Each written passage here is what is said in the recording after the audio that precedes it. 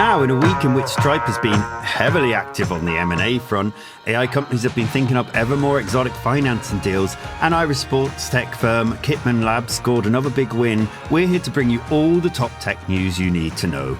As always, I'm joined in the connected studio today by Alice O'Leary, one of our newsroom reporters. Hi Alice, how are you doing? Hi Charlie, how are you? I'm all good, thank you. And in a little while, I'll also be talking to Sean Blanchfield, co-founder and chief executive of Gentic, and an all-round tech veteran who knows everything there needs to be known about the Irish tech scene. He'll be talking with me about a new AI accelerator coming from Enterprise Ireland. But first, we're going to start off with Stripe. They have been extremely busy of late, haven't they, Alice? It's been a big news out of Stripe this week now, Charlie, to be fair. The Irish-founded firm has, first of all, they finalised an agreement to acquire OpenRouter, which is a startup that helps companies switch between AI models. And that's for more than $7 billion, which is about €6 billion. That's absolutely huge. And that's according to reports, people familiar with the matter.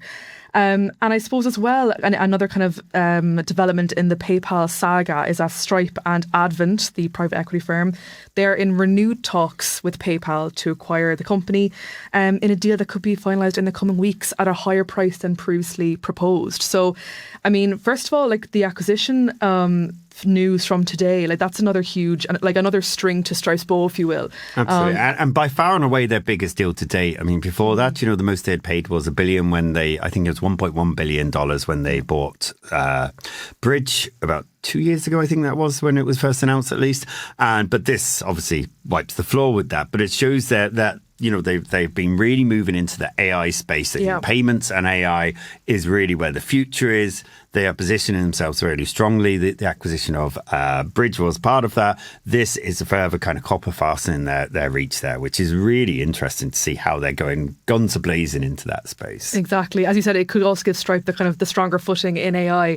So that's kind of what they're kind of ploughing ahead with. So we'll see how it goes. But it's been a very, very busy week for Stripe and a great one for them, really. Yeah, and it's interesting what they're paying. I mean, it just shows that, what they expect OpenRouter can bring them. Because, I mean, OpenRouter closed 113 million Series B funding round in May that valued it at just 1.3 billion, which is more than double what it was worth a year earlier, but it's considerably less than Stripe has paid for it. So it just shows what it thinks it can make from it. And, as you say, with the deal for PayPal, they put in a sort of, I think some people would kind of refer to it, myself included, as a sort of derisory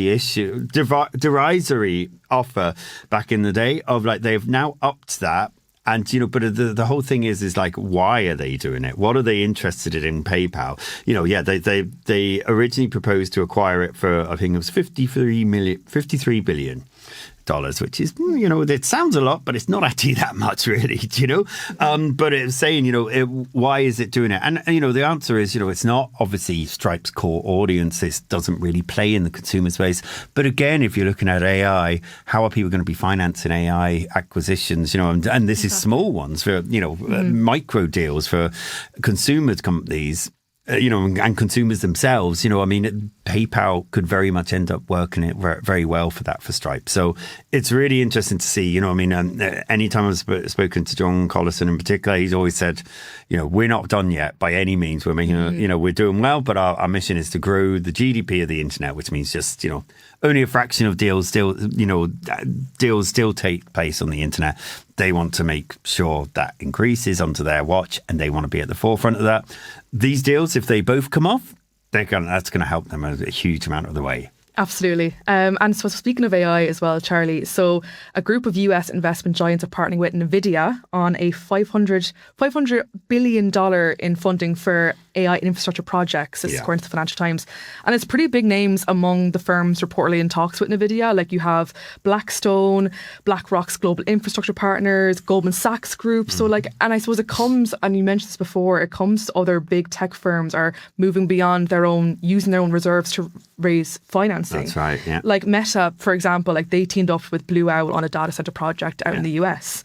And that kind of keeps billions of dollars of data center debt off of Meta's own books. Yeah. So it seems the tech companies are kind of riding this AI infrastructure boom, but increasingly it's not just themselves that are footing the bill. That's right, yeah. FactSet, which is a research firm, according to them, debt now covers close to a third of what big tech spends on AI. And from just 2 years ago, it was less than a tenth. So it just shows they're going beyond their cash reserves. Some of that, is that because they can't afford it? Arguably, that's not the case because they're still bringing in gazillions in revenue all the time. Some of it is purely because if they start using their own reserves, there's going to be less money for, say, dividends to shareholders, share buybacks, that kind of stuff. Stuff that shareholders wouldn't be happy with. So, but in doing this, they are spreading the risk. I mean, particularly Nvidia has come under question before for its circular financing model, where it invests in companies who then buy Nvidia chips. And there's this model going around where, the sort of domino effect where you're like, if something goes wrong here, this could go badly wrong. And this is a really interesting one because it's almost like, computer chips themselves are now an asset class onto this deal. Yeah. Which means, things are getting like, it's creative, if nothing else. It's very exotic financing. But it's like, how will that stand up to any kind of pressure is a big question, I think. Mm-hmm, absolutely. I suppose moving on also to very good news in the Irish space, Charlie. Kitman Labs, they are the Irish sports tech company. They've secured a multi-million-dollar agreement with the US Soccer League. And that's only 2 months or so after agreeing to a deal with another league across the water. Yeah. So they signed a partnership with the United Premier Soccer League, which is the fourth tier of football in the US. And, they are a pretty big company as is. Kitman Labs, we've covered them a lot before. They're founded by the Leinster Rugby strength coach, Stephen Smith. And they work to reduce the risk of injury within sports by using AI and data science. And they have a huge customer base across the NFL, the Premier League, that are using their technology as well. Absolutely. A lot of known clubs are on the client list. UPSL is an interesting one as well because it's the fourth tier, so it's not they not one of the biggest in terms of there's prestige, but they have more than 900 clubs and 40,000 players nationwide. So, in terms of its reach, it is huge. It's bigger than most other leagues put together. It's just massive. And as you say, it comes just not very shortly after it did another deal with the USL, which is the second tier football league behind MSL, it's a big MLS, sorry, I should say. So it's a big deal. It just shows again the strength of Irish sports tech. We've had some great companies in here. Stat Sports, which was snapped up by Sony, Orico, the Sligo-based company led by Brian Moore. It just shows Irish sports tech continues to go from strength to strength. So a fantastic performance from Kitman Labs. Absolutely. Now, I'm going to be chatting soon in a second just with Sean Blanchfield. We'll see you in a minute.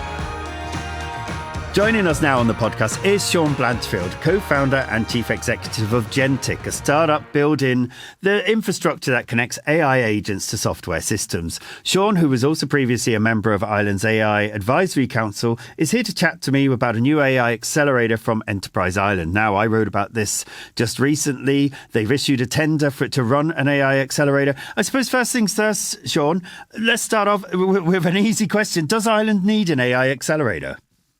Yeah, I'm all up for it. I've been calling for Pro One for some time now, and so have a bunch of other people. AI is undoubtedly the biggest technology shift we've seen since the internet, and a lot of people would argue even more. It's upended the whole idea of certainly a technology company, but it's also affecting everyone else. So if we want Ireland to participate with our own indigenous industry in the future, right, and to prosper and not just be fully dependent on FDI, then we need to lean into this, and we need to make sure that we're building our own AI companies where we can, and that all the rest of Irish indigenous industry, whether that's a shop or a farm or some supplier for a big pharma giant, is leaning into it too. Okay, so 100% into it, and all credit to Enterprise Ireland for being proactive on this, and also having read as much of the tender as I could afford the time to. Clearly, there were some people working on the inside who actually genuinely understand AI. Excellent. Good. That's always good to hear. And tell us then, having looked at the tender, and we should stress it is just a request for tender at the moment for someone to operate the accelerator.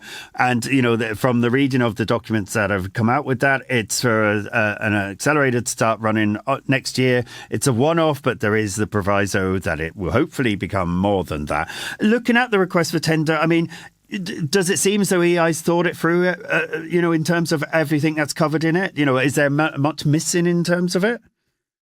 I I think it's from a technology and product point of view, they've done some good thinking, right? So unlike previous accelerators, we have a phrase somewhere sometimes, slideware, right? So that at the end of an accelerator, you just get a lot of pitches, not a lot of product. But this clearly places the emphasis on teams that are able to actually build things and get them working, and there needs to be actual product at the end. So they get like lots of points for that. What's missing to me is that, while it's very technically literate about what an AI product looks like, I don't think they perhaps have gone through the same 5 stages of grief that many of us AI about the implications for what it means to build a business that's AI native, not just to have an AI native product. Okay, can you tell us more about that? Well, sure. It's not clear that venture capital as it's existed before is the right funding path for most AI native companies. Right. So if you look at many of the leading investors in the United States, like in venture investors, accelerators like Y Combinator, in fact, I'll just take that. That's the leading startup accelerator program in the world that essentially every other startup accelerator is modeled after.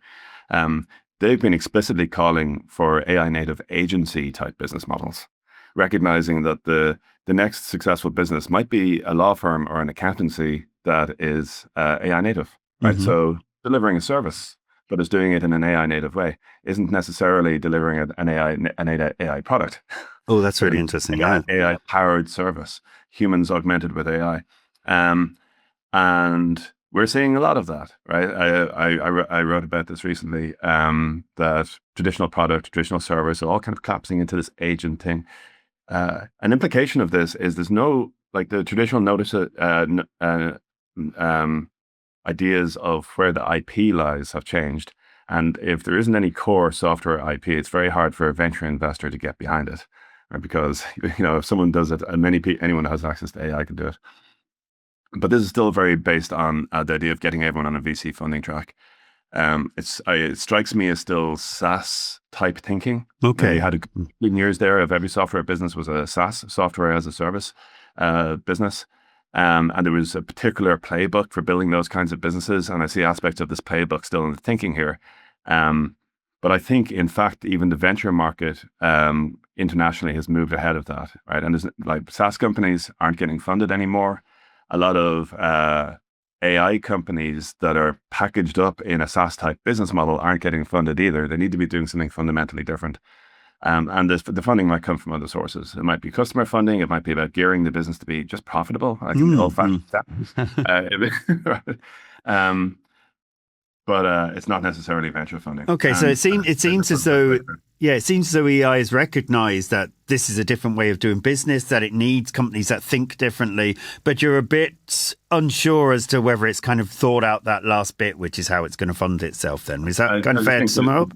Yeah, the businesses that win in this next 5-year period and come out as the next big businesses in the world, and maybe it'll be different. Maybe every country will have 100 new businesses that are great businesses, but they're not going to look like the software businesses of the last 15 years, right? There were these mega platforms like Facebook or Slack or things like this. So yeah, we need to embrace that. Okay, yeah.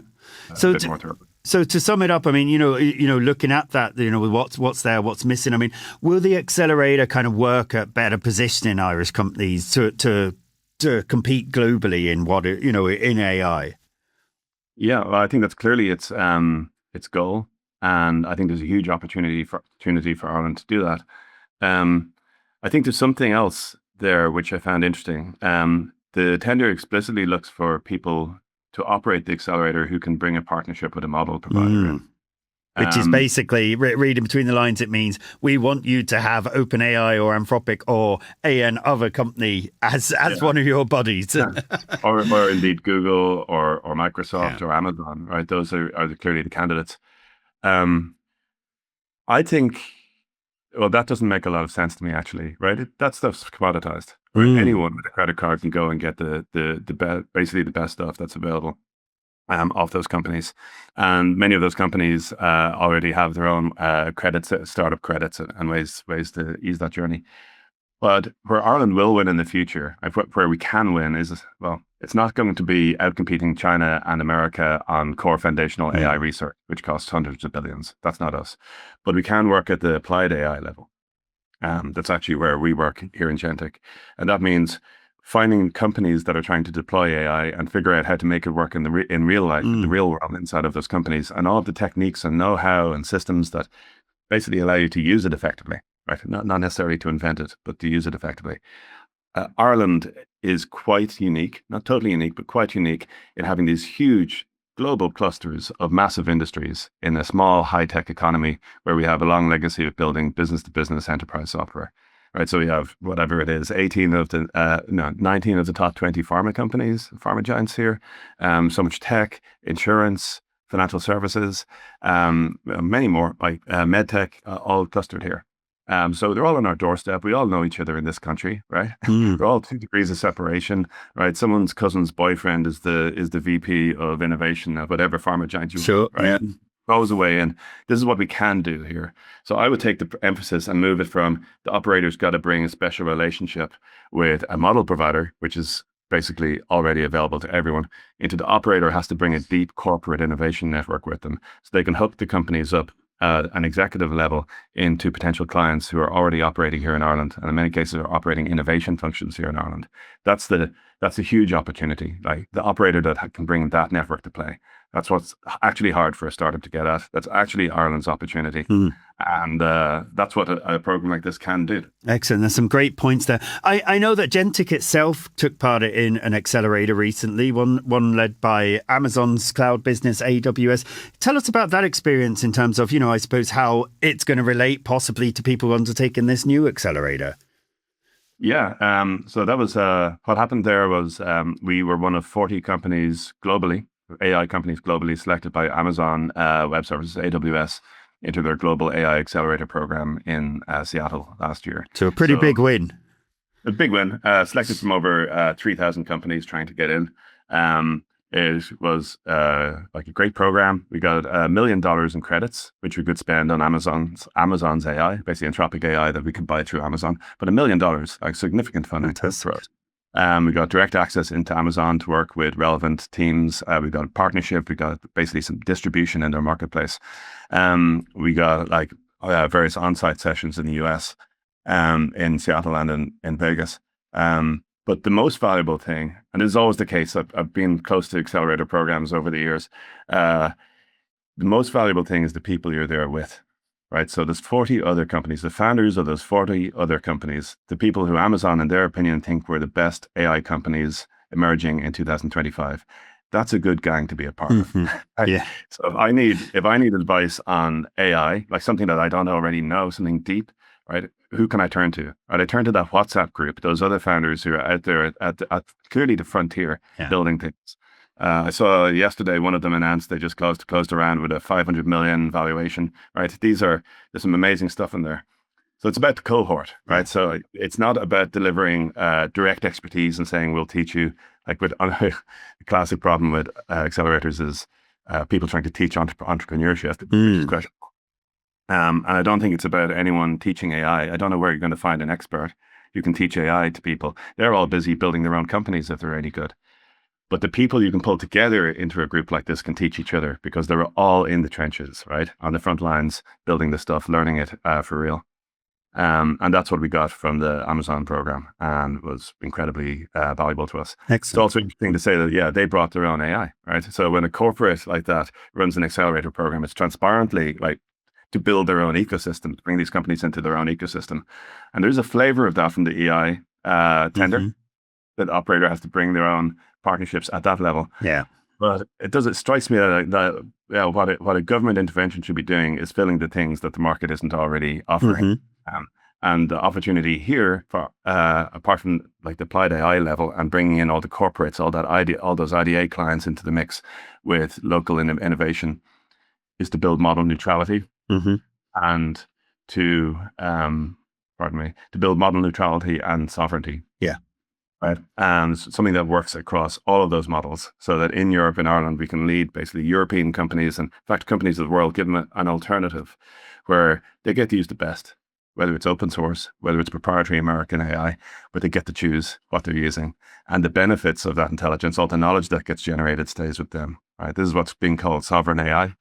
And that's what we're doing. Okay, excellent. And last thing then, I mean, broadly, you welcome the accelerator, news of the accelerator, and even if there's things that you kind of go, they could do a bit of work with that. In terms of more broadly then, beyond that, is there anything else you think that the state could be doing to help Ireland in terms of AI?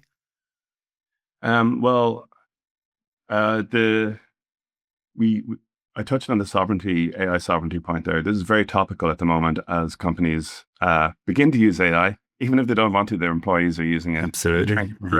What do they own at the end of all of this? And there's some tough questions being asked because it sometimes looks like at the end of all of this, the AI labs get to own everything. Right? So there's now an emerging urgency to not just build the applied AI layer, right, to help companies actually use it, but to use it in a way where the proceeds of it stay with the companies. This basically means you rent the intelligence from whoever. Yeah. You rent it from the AI lab. You use an open source model. That's your intelligence. The intelligence works in your business. It generates knowledge. Where does the knowledge go? Yeah. How to keep it yourself, yeah. Does it become yours? Yeah. Or does it become the AI labs?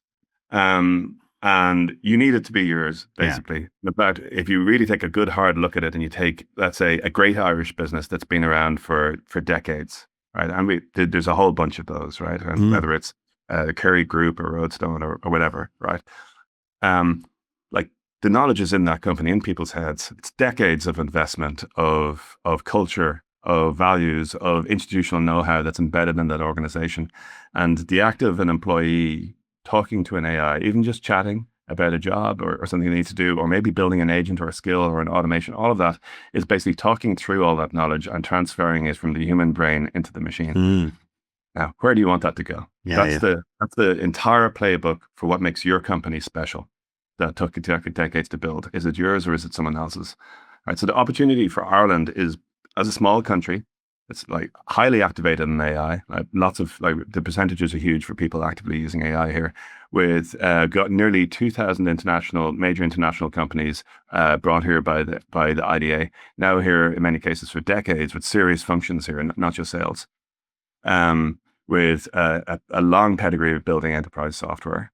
Right. And we have this opportunity, build this layer, but build it in a way that is uniquely European. That in fact, a country that sits in the kind of the nexus of the American kind of business ecosystem and the European regulatory system can uniquely build. Not just for Irish and European companies, but in fact as an alternative for companies all over the world who value their own independence and self-determination. Okay, that sounds definitely where the government should be thinking. All right. Come here, Sean. Thanks as always for joining us. Much appreciated, and catch you soon. Great. Thanks, Charlie. Always say. Now, as always, great to chat with Sean. He's been on the podcast quite a number of times, as have his co-founders, Michael and Dorothy. But great company as well, Gentic. They're doing some amazing things. Now, Alice, we have time for one more thing. What do you have for us this week? I think it's an interesting one, Sharon. I say that nearly every week. This one actually did spark my interest a bit more than usual. So Anthropic recently made the decision to watermark Claude's outputs and kind of integrate invisible coding into the chatbot's text, and so they mark as AI generated, and that still carries over if you're copying and pasting. So I suppose they've done this in part to comply with, transparency laws like the EU AI Act, which we talked about before, but it's caused a bit of a stir in the tech world amongst Claude users specifically. So TechCrunch compiled some concerns by angry Redditors, which is the place to go to get an opinion. Yeah, in fairness, you don't have to steer too far in Reddit before you find someone who's angry about something. Exactly. And people are kind of saying that, they put in the work and that, Claude is just a tool that they use to kind of round all out. And one said, if Claude starts watermarking the code or anything else it generates, what exactly is it claiming credit for?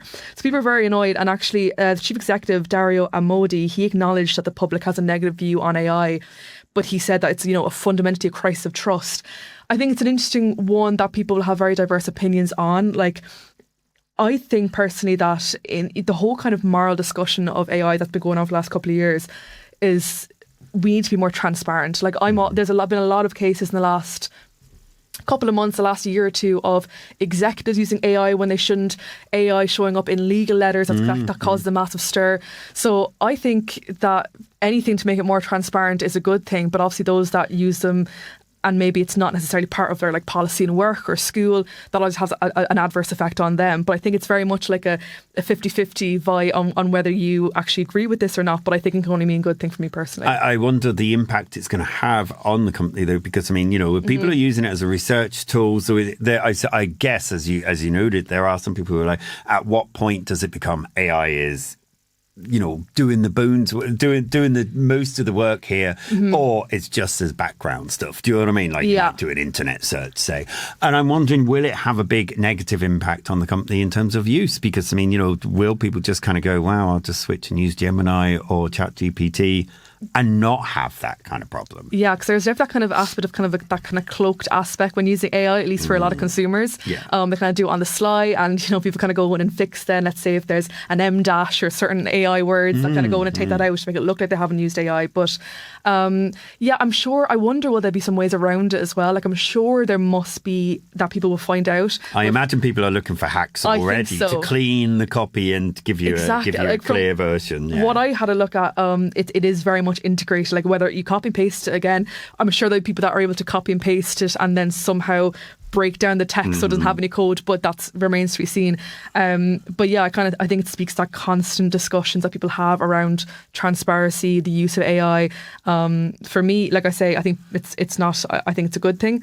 Here's a question, you're welcoming it. Is anyone else welcoming it? Was there anyone on Reddit saying, oh, this is fantastic, I'm so glad to hear this? From what I saw, from briefly what I saw in the article, there wasn't that many. No.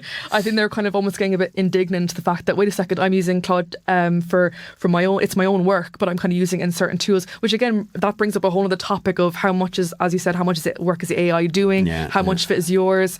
So yeah, there was a lot of Redditors that were very annoyed, and as you know, but then someone said, oh, you know, it's actually not claiming credit. It's about being able to detect AI output because of the risks AI outputs can cause various situations, which is also true. I think one of the biggest risks with AI that people are uncomfortable with is the fact that, let's say, when you can spot it, that's the problem. Yeah. So obviously with like, even with text or with video, that's kind of the bit that is a bit scary. So in that sense, there were a couple of people that were for it, but I think the majority of Claude users kind of feel that they are going to be caught out, maybe is the phrase that I think of. But we'll have to see. It's going to be fascinating to see, does everyone else follow through? Do you get OpenAI and some follow through, which I think they really will not do. No. It's a complete, it's a big competitive advantage now to not do that and kind of go, hey, we leave it to our users to do what they will, rather than kind of try and step in there and they can do the whole, this is free speech and all of that stuff, exactly. to get around it. So it'll be interesting to see if they all jump in and it becomes the norm, or if, as I suspect, they'll stay way on the sidelines and go, off you go, Anthropic, please take the moral stance on our behalf. Yeah, we'll be the open ones, we'll be the free ones that they use. Yeah, exactly. All right, well, we'll keep a watch on that. Now, great to have you here as always, Alice, and great to have everyone listening in. We will be back again next week with all the news you need to know from an Irish perspective. Talk to you then. Bye.